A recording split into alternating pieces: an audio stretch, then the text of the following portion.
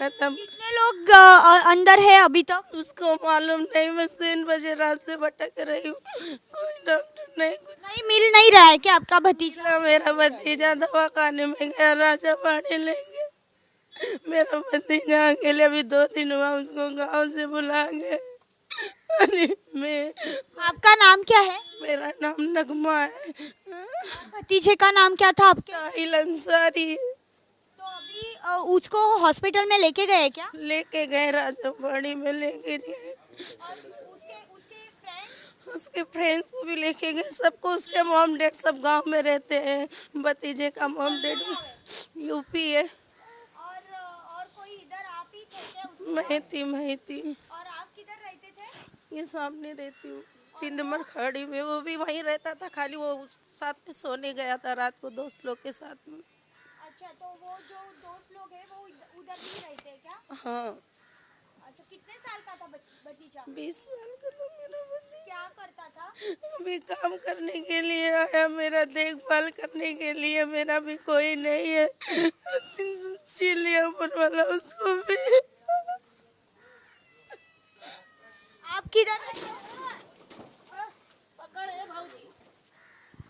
आपण बघतोय की कशा पद्धतीने इथे वातावरण जे आहे ते झालेलं आहे। खरं तर अनेकदा आपण बघितलं की इथे नोटीस देखील दिलेल्या होत्या, लोक ऐकत नाहीत असं आयुक्त सांगतायत। मात्र लोकांचं पुनर्वसन कोण करणार हा मुख्य प्रश्न आहे। आता आपण बघतोय की त्या महिलेबरोबर तिचं कोणी नाही आहे, तिचा हस्बंड देखील नाही आहे असं इथले आजूबाजूचे लोक सांगतात। दादा नेमकं काय झालं होतं? आपने सब देखा है था? देखा था? नहीं हम लोग को नहीं मालूम है, मगर जो देखा उसको बोला उसका हस्बैंड भी नहीं है, नहीं, लेकिन आप इधर ही रहते हो? इधर ही रहते हैं। आपको नोटिस दिया था पालिका ने?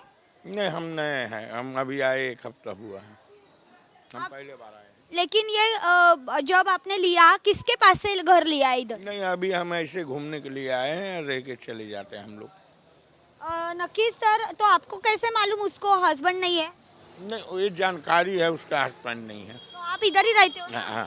तो इधर रहते हो तो इधर किधर यानी ऊपर रहते हो क्या डोंगर पे? नहीं, डोंगर पर नहीं, नीचे साइड में रहते हैं। अच्छा, तर एकंदरीत आपण बघतोय की कशा पद्धतीचं वातावरण आहे। हा संपूर्ण डोंगर आहे, पोलीस मोठ्या प्रमाणात इथे तैनात झालेले आहेत। आपण बघतोय की बॅरिकेटिंग देखील पोलिसांनी समोर लावलंय।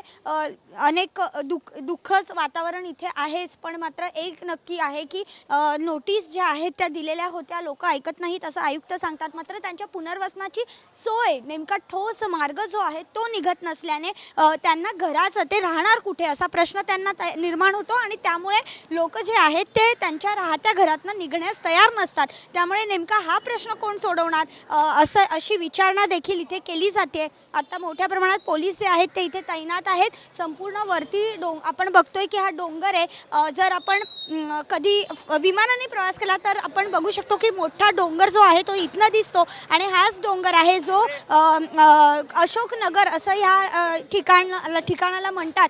गौसिया चाळ अशी ही चाळीचं नाव आहे आणि संपूर्णतः जर आपण पाहिलं तर झाडं आहेत आणि त्या झाडांच्या भोवती डोंगर आहे। खरं तर काल रात्रीपासून आपण बघतोय की पाऊस पडलेला पाहायला मिळाला होता। प्रचंड मोठ्या प्रमाणात पाऊस होता आणि ह्या पावसामुळे डोंगराचा जो वरचा भाग आहे तो कोसळलेला पाहायला मिळाला।